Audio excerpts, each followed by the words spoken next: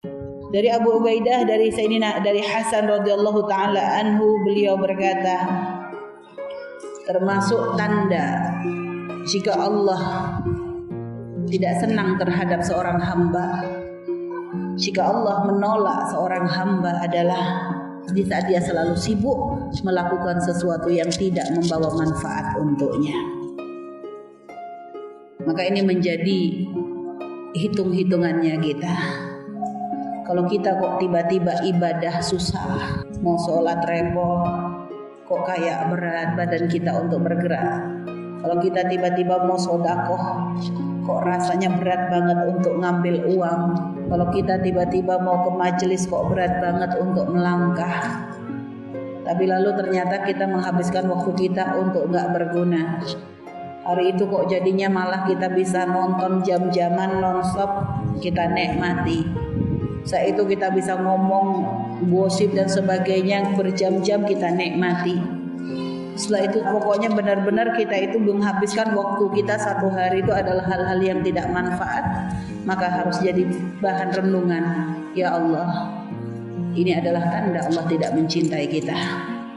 Ini adalah tanda Allah menolak kita.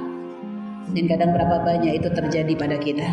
Makanya kita harus, kalau sudah ada rasa malas, tapi kok kita lebih senang untuk hal-hal yang gak berguna. Ke majelis males, tapi kalau jalan-jalan ke mall senang. Nonton TV senang, baca Quran males. Ini berarti sudah tanda-tanda, ya Allah, ini berarti tanda Allah gak senang dengan kita. Ini berarti tanda Allah menolak amal-amal kita, na'udzubillah. Dan berapa banyak kadang kita seperti itu. Ini kadang sering bahasa kita, keimanan kita lagi naik, lagi turun, ya.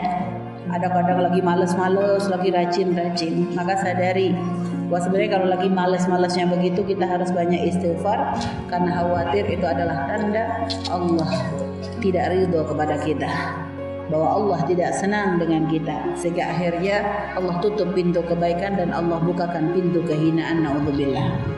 Imam Malik ibn Dinar berkata, jika kamu melihat hatimu kok menjadi keras.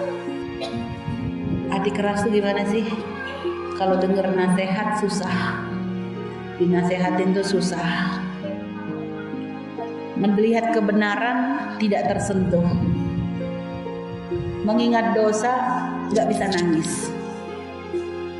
Mengadu mengeluh kepada Allah tidak pernah ada sentuhan, atau artinya tidak ada sesuatu yang spesial.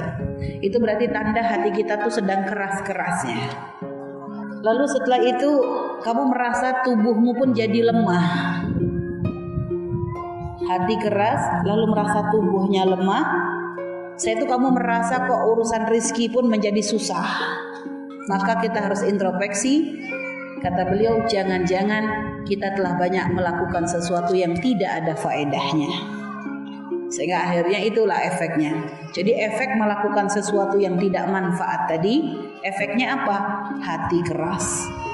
Kalau sudah hati keras itu repot. Repot, orang punya hati keras itu susah hidupnya. Setelah itu apa? Badannya lemah untuk ibadah, tidak punya semangat, bangun malam susah. Udah ngidupin beker gak bangun-bangun. Suruh duhaan biasanya bisa, ini sampai zuhur gak sempet-sempet gara-gara sibuk di dapur. Jadi kayak terhalang aja. Jadi kadang ada aja alasan untuk ibadah tuh kayak males gitu ya. Suruh sholat fardu pun begitu, kayak tidak ada semangat dan sebagainya. Kalaupun sholat buru-buru hanya sekedar pengen menjalankan kewajiban, pengen lanjut lagi dengan aktivitas yang tidak manfaat tadi. Ya. Setelah itu apa? Sudah begitu kadang otak kita pikirannya hanya urusan rizki. Ngerasa rizki kita kok seren, ini kok susah, mau bayar utang belum dapat duitnya, pengen beli apa-apa kok repot, pengen semacam. Sadari, kata beliau. Kata Malik bin Dinar, berarti itu penyebabnya apa? Kita telah melakukan sesuatu yang tidak bermanfaat. Ya Allah, berarti memang efeknya itu luar biasa ini.